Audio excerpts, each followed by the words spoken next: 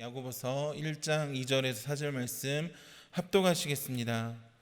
내 형제들아, 너희가 여러 가지 시험을 당하거든 온전히 기쁘게 여기라. 이는 너희 믿음의 시련이 인내를 만들어내는 줄 너희가 알미라.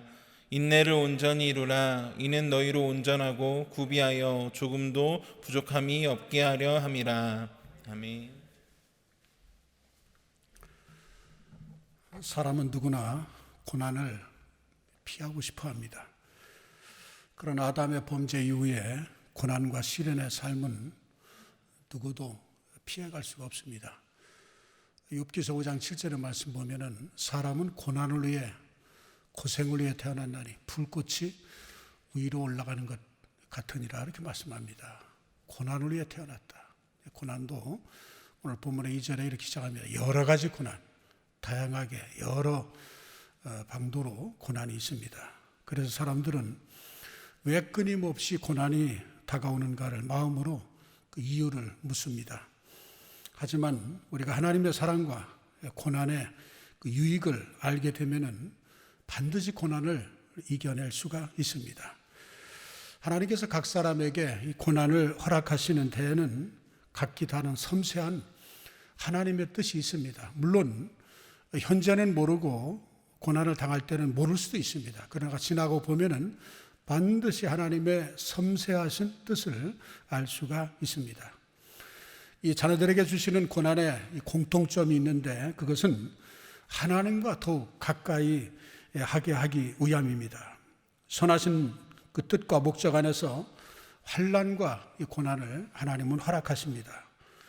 그러나 반드시 우리가 알 수 있는 것은 이 고난을 통해서 우리는 위로를 받습니다. 그리고 이 고난이 우리가 감당하지 못할 그런 고난이 아니라 감당할 만한 시험을 신다는 겁니다. 고린도서 10장 13절의 말씀에 사람이 감당할 만한 시험 밖에는 너희가 당하는 것이 없나니 하나님은 미쁘사 너희가 감당하지 못할 시험 당함을 허락지 아니하시고 시험 당할 즈음에 또한 피할 길을 내사 너희로 등이 감당하게 하신다, 이렇게 말씀했어요. 인류 역사상 모든 믿음의 사람들은 다 이와 같이 한결같이 고난이 있었습니다. 예수님도 있었고 믿음의 조상 아브라함도 고난이 있었습니다. 이 사도 바울도 아시아에서 힘에 겹도록 심한 고난을 당해서 살 소망까지 끊어졌다, 정말 사형 선고를 받은 줄 알았다고 그는 고백을 합니다. 고난도 어지간히 받아야지 이젠 죽었구나 하는 그런 죽음 직전에까지 이르게 되어지는 그런 상황을 사도 바울은 그렇게 고백을 합니다. 그러나 정말 이 죽을 지경에 이르는 것 같은 그런 고난이 있었지만은 그러나 하나님은 건져주셨다는 것입니다. 그때 사도 바울이 아마 주님께 이렇게 물었을 것 같아요. 이렇게 건져주실 거면은 애초부터 고난을 당하게 하지 말든지 왜 이런 끔찍한 고난을 허락하시는 겁니까? 아마 이렇게 물었던 것 같습니다. 근데 그때 사도 바울에게 즉각 주님이 이 대답하신 그 대답은 고린도후서 1장 9절의 말씀에 보면은 우리는 우리 자신이 사형 선고를 받은 줄 알았으니 이는 우리로 자기를 의지하지 말고 오직 죽은 자를 다시 살리시는 하나님만 의지하게 하심이니라.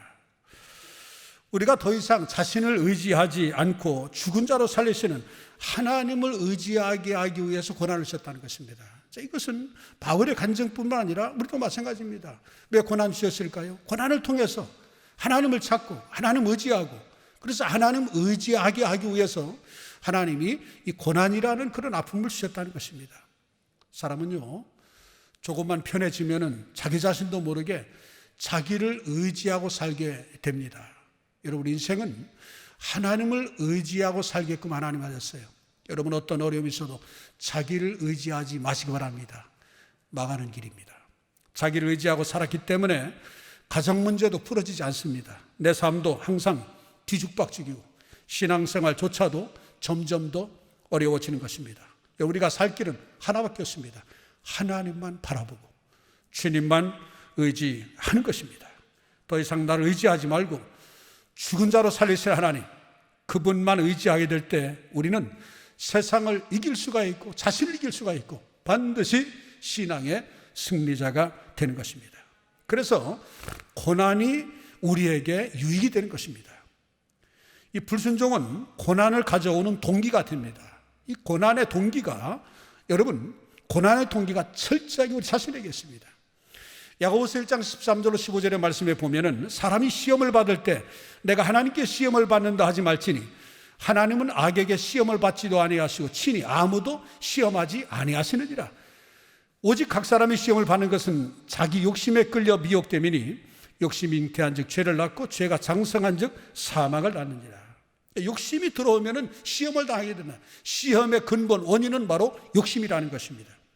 저 사람이 망해야 내가 우뚝 설 수 있겠다, 저 사람은 망하고 나만 성공해야 된다라고 하는 등등의 잘못된 경쟁 심리에서부터 죄가 싹이 나고 그 죄가 그 잉태되어져서 점점점 자라게 돼서 큰 죄를 범하게 되어진 것입니다. 성경을 보면은 이스라엘은 하나님을 배반함으로 불순종해서 하나님의 심판을 받았습니다. 구약의 역사가 거의 다 그렇습니다. 불순종할 때 하나님의 심판, 불순종할 때 하나님께서 인생 막대기를 통해서, 한 나라를 통해서, 어떤 질병을 통하여, 어떤 환난을 통해서 하나님이 채찍을 합니다. 회개하고 돌아오면 하나님이 또 회복의 은혜를 주시고, 또 범죄하면 하나님이 또 포로 생활을 하게 되고, 이 반복이 되어지는 것입니다. 구약의 요나 시대에 보면은 그 당시 요나 시대에는 아수르가 세계를 다스리고 있었던 때입니다. 이스라엘 백성들은 아수르에 의해서 얼마나 고통을 많이 당했는지 아수르가 망하기를 학수고대했어요. 이 아수르에 대해서 우리가 이제 고고학적인 자원에서 이제 보게 되어지면 아수르 사람들이 얼마나 악한지 그 요나서에 보면은 그 사람들은 포악하다 그랬어요. 엽기적인 행각 같은 걸 볼 때 포악하다 이렇게 말하잖아요. 아수르 사람들이 그랬어요. 사람들을 그냥 죽인 게 아니라 그 문헌에 보면은 머리 정수리에서 발끝까지 완전히 거죽을 벗겨서 죽이는 악한 사람들입니다. 근데 그 아수르에 의해서 이스라엘이 얼마나 피해를 받는지 모릅니다. 그래서 아수르에 대한 이스라엘 백성들의 피해의식은 상상을 초월합니다. 그래서 이 요나를 비롯한 이 이스라엘 히브리 백성들은 아수르가 멸망하기를 아주 학수고대합니다. 그런데 그런 요나에게 하나님께서 명령이 떨어집니다. 너는 지금 가서 그것을 쳐서 외치라. 이 그것이라고 하는 것은 하나님의 말씀입니다. 아스리의 수도인 니느웨에 가서 회개하라고 전하라. 회개하지 않으면 사실 만에 수도는 멸망하리라. 자, 이 말을 전하라고 아미떼의 아들 요나에게 하나님이 명령을 했습니다. 자, 이 말을 들은 요나는 니느웨의 정반대편에 있는 이제 다시스로 갑니다. 다시스, 요즘에 스페인이죠. 스페인 쪽으로 향합니다. 요나서 1장 3절의 말씀에 보면은 그러나 요나가 여호와의 얼굴을 피하려고 일어나 다시스로 도망가려 하여 욥바로 내려갔더니 마침 다시스로 가는 배를 만나지라. 여호와의 얼굴을 피하여 그들과 함께 다시스로 가려고 패삭을 주고 배에 올랐더라. 이렇게 말씀합니다. 저는 이 말씀을 보면서 우리가 좀 새겨드려야 될 것이 있어요. 하나님의 말씀이 전하여질 때 우리에게 주님이 명령하시면은 주님 명령하였으므로 우리가 순종하는 그러므로의 삶이 되어야 하는데, 아마 요나와 같은 그런 성향이, 불순종의 성향이 우리에게는 있지 않는가. 하나님의 말씀에 우리는 그러므로로 반응해야 되는데 요나는 어땠습니까? 대부분 사람들은 그러나로 반응합니다. 그러나 니느웨의 정반대인 다시스로 가려고 배를 탔습니다. 요나는 순조롭게 하나님을 피해서 떠난다고 생각했습니다. 아무렇지도 않습니다. 이게 하나님의 뜻이다라고 자기는 착각했을지도 모릅니다. 그러나 보십시오. 바다 한가운데 가서 갑자기 비바람이 치고 폭풍이 일어나기 시작합니다. 여러분, 하나님의 말씀에 불순종으로 가는데 편안하다고 해서 여러분 그것은 편안한 것이 아닙니다. 편안할지는 모르지만 진정한 평안은 아닙니다. 여러분, 요나서 1장 4절의 말씀 보세요. 자, 우리 같이 한번 읽겠습니다.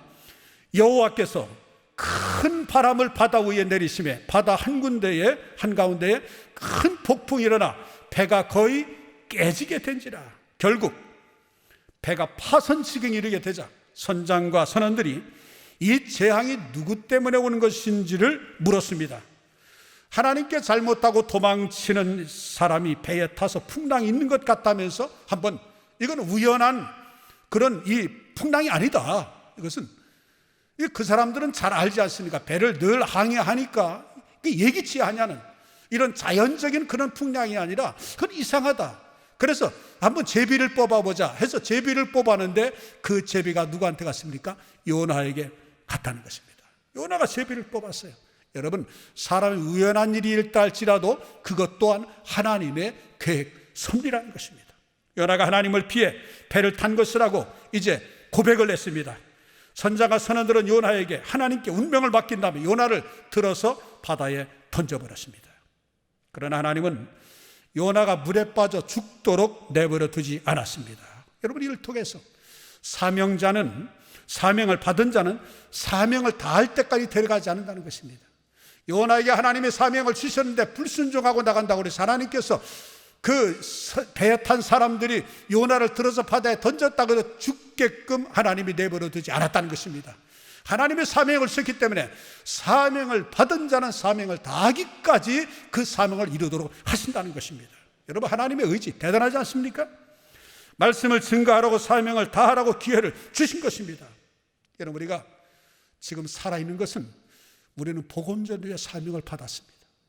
우리가 살아 존재하는 그 이유가 복음전도의 사명을 감당하라고 우리에게 지금 생명을 연장시켜준 것뿐입니다. 기회는 항상 있는 것이 아닙니다. 지금입니다. 복음전도와 주신 귀한 삶은 우리가 감당을 해야 할 것입니다. 그렇지 않으면 요나가 받은 그런 환난과 풍랑을 만날 수도 있습니다. 요나가 천지와 만물을 주장하시는 하나님 얼굴을 피해서 도망치고 불순종의 삶을 살다가 이 큰 고난을 당한 것입니다. 요나 1장 11절로 12절의 말씀 보십시오. 바다가 점점 흉한지라 무리가 그에게 이르되 우리가 너를 어떻게 하여야 바다가 우리를 위하여 잔잔하겠느냐 하니 그가 대답하되 나를 들어 바다에 던지라. 그리하면 바다가 너희를 위하여 잔잔하리라. 너희가 큰 폭풍을 만난 것이 나 때문인 줄을 내가 아노라 하니라. 요나가 불순종하고 회개할 때까지 바다가 흉한 것입니다. 저는 이 말씀을 보면서 사람이 회개하지 아니하면 회개할 그때까지 풍랑과 그 바람은 멈추지 않는다는 것입니다. 그래서 우리가 어려움을 당할 때 제일 먼저 생각해 볼 것은 내가 무슨 하나님의 뜻을 거역했는가, 내가 무슨 하나님의 말씀에 거역했는가. 여러분, 이것을 우리가 생각을 해 보아야 합니다. 하나님의 어떤 명령에 불순종했는가, 그것 우리가 생각해 보아야 합니다. 그래 전도서 7장 14절의 말씀 보니까 곤고한 날은 생각하라. 곤고한 날에 생각하라는 얘기는 어려움이 있을 때 한번 되돌아보라. 나의 잘못이 어디에 있는지 아마 자신을 돌아보라는 것입니다. 여러분, 곤고한 날은 생각하고 형통한 날은 기뻐할 하나님이 두 가지를 능히 병행하게 하사 능히 사람으로 하여금 장래를 헤아려 알지 못했다고 그랬어요. 여러분, 인생에는요 곤고한 날이 있고 기쁜 날이 있습니다. 둘 중에 하나입니다. 이것을 인간으로 하여금 병행하게 하셨다고 그랬어요. 그래서 우리가 안전한 삶은 뭐냐? 형통한 삶이 되어지려면 형통한 날에는 하나님을 찬양하고 교만하지 말고, 그리고 곤고한 날에는 자신을 돌아보라는 것입니다. 하나님께 불순종을 하면서 고통에서 나오기 위해서 몸부림을 친다 한들 그런 아무 소용이 없습니다. 사람이 하나님과 씨름해서 이길 수가 없기 때문입니다. 하나님께서는 죄의 길을 걷는 자에게 고통을 주어서 돌이키고 회개하십니다. 이제 고난이라는 것은 인생을 어떤 터닝 포인트가 될 수 있는 그런 기회가 되는 것입니다. 자신을 돌아볼 수 있는 그런 기회가 되어지는 것입니다. 시편 89편 30절 이하의 말씀 보니까 만일 그의 자손이 내 법을 버리며 내 규례대로 행하지 아니하며 내 율례를 깨뜨리며 내 계명을 지키지 아니하면 내가 해초리로 그들의 죄를 다스리며 채찍으로 그들의 죄악을 벌하리로다, 이렇게 말씀합니다. 시편 119편 67절에도 말씀 보면 고난당하기 전에는 내가 그릇 행하였더니 이제는 주의 말씀을 지키니이다. 그래서 고난당하는 것이 나에게 유익이라고 다음 절 71절에 다윗은 고백하고 있는 것입니다. 여러분, 하나님께서 때로는 우리가 잘못하고 범죄를 할 때 고난을 주십니다. 고통을 보내셔서 회개하고 더욱 열심히 하나님을 찾게 만들게 하십니다. 그렇습니다. 우리가 잘못할 때 하나님께서 우리를 징계하시는 것은 하나님이 참으로 우리를 사랑하시기 때문입니다. 사랑하는 자녀이기 때문에 잘못된 길에서 벗어나도록 사랑의 매를 주시는 것입니다. 여러분, 사랑의 매는 아무나 주지 않아요. 사랑하기 때문에 매를 주는 것입니다. 그래서 매도, 여러분, 매도, 이 사랑의 매는 좋습니다. 그래서 하나님께서 특별히 사랑할 때, 하나님 정말 귀하게 쓰실 때는 가차없이 회초리를 들어서 사랑의 매질을 해서 정말 인간을 바로 만들어서 하나님께서 쓰시는 것을 우리는 성경에서 종종 보게 되어집니다. 시브리 12장 6절로 8절의 말씀 보니까 주께서 그 사랑하시는 자를 징계하시고 그가 받아들이는 아들마다 채찍질 하심이라 하였으니 너희가 참음은 징계를 받기 위함이라. 하나님이 아들과 같이 너희를 대우하시나니 어찌 아비가 징계하지 않는 아들이 있으리요. 징계는 다 받는 것인가를 너희에게 없으면 사생자여 친아들이 아니니라. 징계는 다 받는다라고 하는 이 말씀은 뭡니까? 하나님의 사람, 특별히 믿음의 사람은 다 징계를 받는 것입니다. 그러나 심판은 안 받습니다. 왜? 예수님이 대신 심판을 받으셨기 때문에. 사랑하는 자에게 하나님은 징계, 채찍, 고난, 아픔을 우리에게 주신다는 것입니다. 이것이 없으면 사생자의 친아들이 아닙니다. 이런 하나님 우리를 사랑하시기 때문에 우리의 때로는 고난을 주신 것입니다. 여러분, 고난당할 때 하나님이 징계를 하지 않으면 어떻게 되겠어요? 그냥 그 길로 가다가 인생은 패망이 되잖아요. 그럴 수 없기 때문에 하나님께서 어떤 고난을 통하여 우리를 되돌려 회개시켜서 우리를 바르게 옳은 사람으로 만들어서 귀하게 쓰신다는 것입니다. 분명한 것은 하나님은 우리의 아버지십니다. 아버지로서 우리를 징계하시고 사랑의 매를 가하신다는 것입니다. 예수 믿는 우리는 누구나 예수를 구주와 주님으로 영접한 하나님의 자녀가 되기 때문에 아버지 하나님 앞에 나아갈 수가 있습니다. 예수를 믿고 변화된 그리스도인들은 주님의 자녀가 됐기 때문에 하나님의 아들이 되었기 때문에 마음 놓고 아버지하고 달려가 갈 수 있고, 또 아버지하고 달려갈 때 하나님은 양팔을 벌리고 우리를 언제든지 맞이할 채비를 하고 계시다는 것입니다. 여러분, 우리가 누가복음 15장의 말씀 보면 세 가지 비유가 나옵니다. 이런 은전 비유가 나오고, 그리고 이런 양의 비유가 나오고, 이런 아들의 비유가 나옵니다. 이 비유가 얼마나 중요한지 어느 신학자는 말했어요. 성경이 어떻게 하다가 다 소진이 될지 알지라도 누가복음 15장 한 장만 있으면 인생이 구원받는 데는 전혀 손색이 없다. 이것은 바로 누가복음 15장이 그렇게 중요하다는 말씀을 역설적으로 그렇게 말씀하신 것입니다. 여러분, 우리가 잘 아는 탕자의 비유 있지요. 이 비유에서도 보면은 탕자가 아버지께로 회개하고 돌아왔습니다. 모든 것을 다 탕진하고 호랑방탕하다가 완전 거지가 돼가지고 돌아왔습니다. 근데 이게 웬일입니까? 아버지는 벌써 나와서 기다리고 계신 것입니다. 아니, 날마다 문을 열어놓고 양팔을 베리고 매일 기다리셨던 겁니다. 나간 그날부터 돌아오는 그 시간까지 아버지는 기다리고 있었던 것을 그때 느꼈습니다. 아버지가 뛰어가서 탕자를 끌어안고 부둥켜 안으며 내 아들아 잘 돌아왔다, 눈물로 반가워합니다. 지금 우리는 하나님 아버지 앞에 나왔으니 말씀을 듣고 이 말씀 앞에 우리가 회개하고 나아가면 하나님이 이 자리에서 여러분들을 받아주실 것입니다. 돌아온 우리를 위해서 좋은 옷을 입혀라, 반지를 끼워줘라, 신발을 신겨줘라, 살찐 송아지를 잡아라고 명령하실 것입니다. 여기에 반지를 끼워주라, 신발을 신겨주라라고 하는 것은 그 영적인 의미가 뭡니까? 의의 옷을 입히라는 것이고, 이 가락지라고 하는 것은 이 신분의 회복인 것입니다. 그리고 신발이라는 겁니까? 당시 노예들은 신을 신지 못했습니다. 다시 말하면 주인의 아들의 신분의 회복 아니겠습니까? 여러분, 하나님 우리를 얼마나 사랑하시는지 그 하나님의 사랑은 말로 형용할 수가 없습니다. 우리가 304장 찬송에 그 크신 하나님의 사랑, 그 쉽게 보면은 바다를 먹물로 삼고 하늘을 두루마리 삼아도 하나님의 사랑을 다 기록할 수 없다. 사도 바울이 말합니다. 증명할 수 없는 하나님의 은혜다. 할렐루야. 그러므로 하나님을 사랑할 때, 하나님을 생각하며 하나님을 사랑하고 그 감격하면서 우리가 주님 앞에 나아가야 하는 것입니다. 여러분, 고통이라고 하는 것은 우리가 복을 받기 위한 그 그릇이라고 하는 것입니다. 이사야 40장 1절로 2절의 말씀에 보면은 내가 여호와를 기다리고 기다렸더니 귀를 기울이사 나의 부르짖음을 들으셨도다.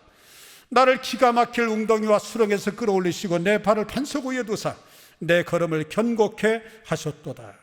그렇습니다. 하나님께서는 기다린 사람을 기가 막힐 웅덩이와 수렁에서, 여러분 기가 막힐 웅덩이와 수렁에서는 그 맨홀에 빠지면은 자의적으로 나올 수가 없습니다. 그렇지만은 기다리는 사람, 기가 막힐 웅덩이에 빠졌다 할지라도 하나님은 건져내 주신다는 것입니다. 우리가 견고하게 되기 위해서 고통을 주셨지만은 회개하고 돌아오면은 하나님께서 품어주시는 참으로 좋으신 하나님이시라는 것입니다. 야고보 1장 12절의 말씀을 우리가 시험을 참는 자는 복이 있나니 이는 시련을 견디어낸 자가 주께서 자기를 사랑하는 자들에게 약속하신 생명의 면류관을 얻을 것이기 때문이라. 시편 118편 5절에도 말씀 보니까 내가 고통 중에 여호와께 부르짖었더니 여호와께서 응답하시고 나를 넓은 곳에 세우셨도다. 그러므로 우리가 하나님 아버지께 나아가면은 고통과 축복이 앞뒤를 따라오면서 우리를 이끌어 주신다는 것입니다. 고통이 다가오는 것은 믿음의 그릇을 만들기 위한 준비 작업이라고 하는 것입니다. 또 복이 오는 것은 하나님을 찬양하고 그리고 감사하게 만들기 위해서인 것입니다. 우리가 하나님 중심으로 정말 하나님 앞에 바로 서서 죄악을 벗어버리고 오로지 선한 마음을 가지고 있으면 하나님은 언제나 우리에게 은혜와 복으로 베풀어 주실 줄로 믿습니다. 그러나 교만하고 자만하고 오만하면은 하나님이 채찍을 때려서 하나님을 찾고 철저하게 하나님 의지하도록 만들어 주시는 것입니다. 그래서 하나님을 찾고 나아가 힘을 얻을 수 있고 또 교만해서 오만해서 내 힘으로 할 수 있다고 생각하면은 우리는 하나님의 은혜와는 점점 멀어지고 고난은 가중이 되어지는 것입니다. 그래서 이사야 55장 6절 7절의 말씀을 해야 너희는 여호와를 만날 만한 때에 찾으라. 가까이 계실 때에 그를 부르라. 악인은 그의 길을 불의한 자는 그의 생각을 버리고 여호와께로 돌아오라. 그리하면 그가 긍휼히 여기시리라. 우리 하나님께로 돌아오라. 그가 너그럽게 용서하시리라. 여러분 교만한 사람의 특징이 뭔지 아십니까? 이 교만한 사람은 절대로 하나님을 찾지 않습니다. 하나님을 필요로 하지 않으면서 하나님이 아닌 다른 것을 의지하며 살아갑니다. 그러나 분명히 기억할 것이 있습니다. 교만한 자에게는 하나님이 절대로 도와주지 않습니다. 그러나 아무리 범죄를 했다 할지라도 철저하게 회개하면 하나님 받아주십니다. 그리고 하나님은 만들어서 귀하게 쓰신다는 것입니다. 그래서 우리가 은혜로 거저 구원받았지만은 은혜 위에 은혜를 받기 위해서 다른 거 없어요. 하나님을 찾고 하나님을 의지하고 하나님을 사랑할 때 하나님께서 우리에게 힘을 주시고 그리고 하나님께서 우리와 함께 하시고 뿐만 아니라 하나님이 우리를 사랑하십니다. 그래서 잠언 8장 11절에 말씀하니까 나를 사랑하는 자들이 나의 사랑을 입으며 나를 간절히 찾는 자가 나를 만날 것이니라. 부귀가 내게 있고 장관 재물과 의도 그러하니라. 이는 나를 사랑하는 자로 재물을 얻어 그 곳간에 채워주겠다라고 말씀합니다. 왜 은혜입니까? 우리가 하나님을 사랑하고 하나님을 의지하며 나아가면 하나님 우리를 사랑하시고 당신을 사랑하는 자의 그 곳간에 재물도 주신다는 것입니다. 겸손히 하나님을 찾을 때, 여러분 잠언 22장 4절에 겸손과 여호와를 경외함의 보응은 재물과 영광과 생명이니라. 여러분 사도 바울 알지요? 바울은 셋째 하늘에 올라가서 주님을 만났었기 때문에 그 영광은 말로 표현할 수 없는 것입니다.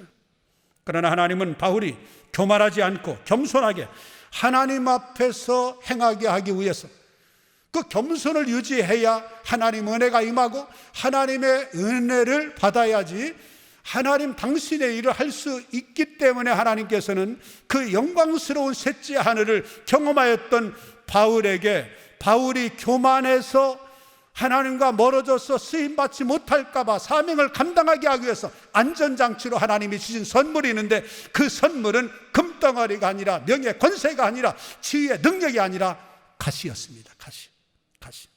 가시를 주었어요. 여러분 사도 바울과 같은 위대한 사도였지만은 가시가 떠나기를 3번씩 기도했어요. 그런데 어떻게 응답하셨나요? 이 은혜가 내게 족하도다. 내가 가시가 있어야 교만하지 않고 교만하지 않아야 은혜를 보관할 수 있다라고 하는 것입니다.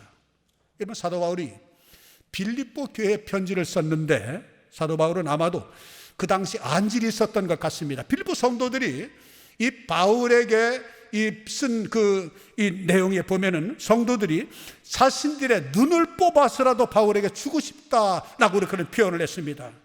그러니까 이 사도 바울에게 있었던 가시는 다른 병이 아니라 안질로 고생하는 그런 고통이었습니다. 눈에 큰 병을 앓고 있었던 사도 바울은 편지를 쓸 때 자기가 직접 편지를 쓴 경우가 거의 없습니다. 전부 다른 사람이 받아서 써줬습니다. 대피를 했습니다. 자, 이처럼 하나님께서는 사도 바울에게 고통을 주셔서 이 고통을 통하여 오만과 교만한 마음을 빼앗아 그렇게 겸손하게 하셨고, 또 겸손해야 하나님 의지하고, 가시가 있으니까 자기는 철저하게 하나님 의지할 수밖에 없고, 하나님 의지하니까 하나님의 힘을 입어서 그 능력으로 죄를 감당할 수 있었다는 것입니다. 사도 바울은 3번씩 기도했다가 이제는 다 포기하고 하나님께 감사 기도를 바꿨습니다. 가시를 빼달라고 하는 기도가 아니라 가시를 주신 하나님 감사합니다. 나를 자고하지 않게 하겠습니다. 교만하지 않게 해서 나에게 가시를 주신 하나님을 찬양하게 되는 것입니다. 여러분, 개인이든 나라든 고난을 만났을 때 다른 방법 없어요. 자구우면하지 말고 하나님 찾아야 됩니다. 하나님 의지해야 됩니다. 그게 사는 길입니다. 여러분, 이 팬데믹 시대에 우리나라가 살 수 있는 길이 뭡니까? 이민족이 살 수 있는 길, 한국교회가 살 수 있는, 저와 여러분이 살 수 있는 길은 다른 데서 찾지 마십시오. 하나님을 찾아야 삽니다. 하나님을 찾아야. 여러분, 이사야 55장 6절 7절 우리 다시 한번 읽어볼까요? 너희는 여호와를 만날 때에 찾으라. 가까이 계실 때에 그를 부르라. 악인은 그의 길을, 불의한 자는 그의 생각을 버리고 여호와께로 돌아오라. 그리하면 그가 긍휼히 여기시리라. 우리 하나님께로 돌아오라. 그가 너그럽게 용서하시리라. 성령께서 내가 죄악의 길에 서 있다라고 하는 그런 양심의 가책, 그런 깨달음이 있을 때 있어요. 여러분들 기도하다가, 여러분들 일상 속에서 살아가다가 어려움이 있을 때, 여러분 자신이 잘못된 것이 생각나고 깨달음이 있고 양심의 소리를 들을 때, 또 인생에 큰 풍랑이 온 그때에 이것이 나의 죄로 인한 것이다 라고 하는 깨달음이 올 때는, 그때는 하나님 앞에 돌아오라는 그런 신호인 것입니다. 엎드려 회개하라고 하는 그런 하나님의 사인인 것입니다. 호세아 선지자도 죄로 인해 고난당하는 이스라엘 백성들을 향하여 외쳤습니다. 큰 소리로 외쳤어요. 호세아 6장 1절 말씀 보세요. 오라, 우리가 여호와께로 돌아가자. 여호와께서 우리를 찢으셨으나 도로 낫게 하실 것이요, 우리를 찢었으나 싸매어 주실 것이라. 그렇습니다. 하나님은 찢기도 하지만 도로 낫게 하십니다. 지시기도 하지만 싸매어 주시는 하나님이신 것입니다. 아모스 선지자도 마찬가지입니다. 아모스 5장 4절의 말씀 보세요. 여호와께서 이스라엘 족속에 이와 같이 말씀하시기를 너희는 나를 찾으라. 그리하면 살리라. 그렇습니다. 사는 길은 하나님을 찾는 길입니다. 여러분, 죽은 자도 살리시는 하나님께서 우리가 어떤 어려움과 절체절명의 위험 속에 있다 할지라 하나님을 찾으면 죽은 자로 사시는 하나님께서 회복의 은혜, 놀라운 은혜를 주십니다. 이사야 55장 3절에도 말씀, 이사야 선지를 말합니다. 너는 귀를 기울이고 내게로 나와 들으라. 그리하면 너의 영혼이 살리라. 그렇습니다. 하나님 말씀을 듣고 음성을 듣고 주님 앞에 나오면 영혼이 살아나는 것입니다. 고통과 괴로움을 잘 극복하면 그때 영적인 힘을 얻습니다. 고통을 당하고 극복한 사람들이 기도도 잘하고 영적인 힘이 있습니다. 반대로 그 죄악을 품고 회개하지 아니하고 바로 서지 아니하면 여러분 기도도 막힙니다. 여러분 죄를 품고 기도해 보세요. 기도가 됩니까? 미워하는 마음을 갖고 용서하지 아니하는 마음을 가지고 예배하는데 하나님 예배를 받으실까요? 그래서 원망받을 만한 일이 있으면 예물을 지혜 단에 놓고 가서 화해하고 와서 예배하라. 죄악을 품고 기도하면 하나님 받지 않으시는 것입니다. 그러나 철저하게 회개하고 용서를 구하고 그리고 나아갈 때 영적인 힘을 주께로 주십니다. 기도도 잘 됩니다. 그리고 영적인 그 능력을 우리가 힘있게 되어지는 것입니다. 오늘 본문 야고보 1장 2절로 4절 말씀 우리 다시 한번 읽어볼까요? 내 형제들아, 너희가 여러 가지 시험을 당하거든 온전히 기쁘게 여기라. 이는 너희의 믿음이 시련이 인내를 만들어내는 줄 너희가 알미라. 인내를 온전히 이루라. 이는 너희를 온전하고 구비하여 조금도 부족함이 없게 하려 함이라. 그렇습니다. 부족한 허물 많은 우리가 어떤 아픔과 고려 어려움을 통하여 하나님이 우리 인생 막대기를 통해서 어떤 환난을 통하여 우리 어려움을 줄 때 끝까지 인내하면서 믿음으로 신앙으로 잘 반응하게 되어지면은 부족함이 없게 해주신다는 겁니다. 조금도 부족함이 없게 만들어 주신다는 것입니다. 시험을 당할 때 그 고난을 참으면 그것이 인격적인 힘과 영적인 힘이 된다는 것입니다. 히브리 12장 11절의 말씀 보니까 무릇 징계가 당시에는 즐거워 보이지 않고 슬퍼 보이나 후에 그로 말미암아 연단받은 자들은 의와 평강의 열매를 맺느니라. 그러므로 우리에게 당하는 고통은 당장은 많이 괴롭고 아프지만은 나를 연단하여 내게 큰 은혜, 의와 평강의 열매를 맺게 되어진다는 것입니다. 여러분, 대나무 있죠? 대나무는 강하고 곧게 위로 뻗어서 잘 자라갑니다. 여러분, 대나무가 위로 뻗어서 자랄 수 있는 그 이유가 뭔지 아십니까? 저는 이제까지 60평생을 살면서 그 전에 여러 가지 태풍이 많이 왔어요. 사라도 오고 곰파스도 오고 별의별 이 태풍이 많이 왔는데, 태풍에 소나무도 쓰러지고 거대한 나무도 쓰러지고 집도 흔적도 없이 다 사라지고 뽑히고 했지만은, 전봇대까지 뽑혔지만은 저는 이제까지 이 대나무가 뽑혔다는 것은 아직 들어보지 못했어요. 대나무는 강하고 위로 끝까지 뻗어갑니다. 절대로 대나무는 부러지지 않고 좀 휘어지기는 하지만은 대나무는 절대로 뽑아지지 않습니다. 폭풍우가 와서 다른 나무들은 막 쓰러져도 절대로 대나무는 쓰러지지 않습니다. 그 이유가 뭔지 아십니까? 이 대나무에는 마디가 있습니다. 마디가 있습니다.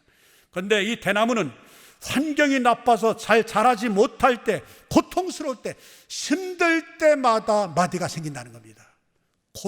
고난이 있을 때마다 마디가 형성된다는 것입니다. 그리고 자라고, 그리고 어려울 때 마디를 형성하고, 그리고 자라고, 그리고 고통이 있을 때 마디를 형성하고 자라고, 그리고 아픔이 있을 때, 그때는 정지된 상태가 아니라 마디를 형성하는 기간입니다. 그러다가 자라고 자란다는 것입니다. 결국 그 마디가 대나무가 쓰러지지 않고 마르지 않게 만들어주는 강력한 힘이 된다는 것입니다. 그래서 이 대나무 원리로 도나무통을 만들었지 않습니까? 드럼통을 만들었지 않습니까? 처음엔 드럼통을 그냥 통으로 만드는데 쉽게 휘어지고 망가지니까 이 대나무 원리를 이용해서 이 드럼통에 보면은 마디가 있지 않습니까? 견고하지 않습니까? 여러분, 마찬가지입니다. 고통이라고 하는 것은 우리 예수 믿는 사람들에게 마디를 만들어줍니다. 그 마디를 많이 가진 사람은 웬만한 어려움을 당해도 쓰러지지 않습니다. 내공이 있기 때문입니다. 인생이 더 이상 성장하지 않고 멈춘 것처럼 느껴질 때 여러분, 낙심하지 말고 포기하지 마십시오. 끝까지 인내하십시오. 마디를 만드는 기간입니다. 멈춤의 시간에 하나님께 더 가까이 나아가면 영적으로 또 강한 사람, 위대한 사람, 큰 사람이 되어지는 것입니다. 하나님이 큰 사람으로 만들기 위해서, 위대한 사람을 만들어서 위대하게 쓰시기 위해서 하나님께서 우리에게 고난을 허락하실 수도 있는 것입니다. 여러분, 이 세상에 고난 없이 사는 사람은 아무도 없습니다. 크고 적음의 차이일 뿐 모두가 고통을 겪으면서 살아갑니다. 그런데 많은 사람들이 그 고난의 뜻을 알지 못합니다. 그냥 쓰러지고 아파할 뿐입니다. 그런데 똑같이 고난을 당해도 용수철처럼 다시 일어나는 사람이 있습니다. 고난이 사랑에서 비롯된 것을 알기 때문입니다. 사랑이 고난을 이기는 힘이 되는 것입니다. 우리는 어떤 고난이 와도 이길 수 있습니다. 하나님께서 자기 아들을 십자가에 내어 주시기까지 우리를 사랑하셨으니 우리는 그 사랑으로 말미암아 모든 고난을 넉넉히 이길 수 있습니다. 환난이나 핍박이나 곤고나 위협이나 적시라 우리 그리스도의 사랑에서 끊을 자가 없다고 사도 바울 로마서 8장 28절로 39절까지 이어서 계속해서 말씀해 주고 있는 것입니다. 남은 인생을 살면서 우리는 앞으로 많은 고난을 보고 겪게 될 것입니다. 여러 가지 환난을 겪을 수도 있습니다. 그러나 낙심하지 마십시오. 믿음으로 반응하십시오. 우리는 믿음 안에서 내게 주신 고난의 의미를 잘 해석하고 이겨낼 수 있어야 합니다. 고난을 허락하시는 하나님의 사랑의 그 깊이, 그 너비와 그 양을 우리가 깨달아서 고난을 통해 주시는 그 놀라운 은혜와 찬란하게 드러내시는 그 주의 영광을 보는 우리 감사가 넘치는 온 성도들, 오늘 실시간 영상 예배 참여하는 여러분들이 되기를 주의 이름으로 축원합니다. 기도하겠습니다. 하나님 아버지, 우리가 하나님을 아버지라 부를 수 있게 해주심을 감사합니다. 자녀된 우리를 늘 바라보시면서 우리가 하나님을 더 가까이 하도록 때마다 필요한 고난을 주시니 감사합니다. 우리 자신보다 하나님을 더 의지하게 하시고 죄에서 돌이키게 하시고 믿음을 연단하시기 위한 선하신 목적으로 감당할 만한 고난을 주신 것 감사합니다. 믿음의 눈으로 고난을 보게 하시고 하나님을 의지하여 고난을 잘 이겨내게 하소서. 그 고난에 담긴 하나님의 뜻과 은혜와 사랑을 깊이 경험하고 찬양하는 우리 모두 되게 해 주실 것이니 감사합니다. 이 시간 귀하신 주님 앞에 준비해온 예물을 드립니다. 하나님의 삶의 주인 되심을 기억하며 준비한 자녀들의 손길을 기쁘게 받아주시고 가정과 사업 위에 하나님의 크신 은혜와 복을 더하여 주실 것을 또한 감사하며 예수님의 이름으로 축복하고 기도합니다.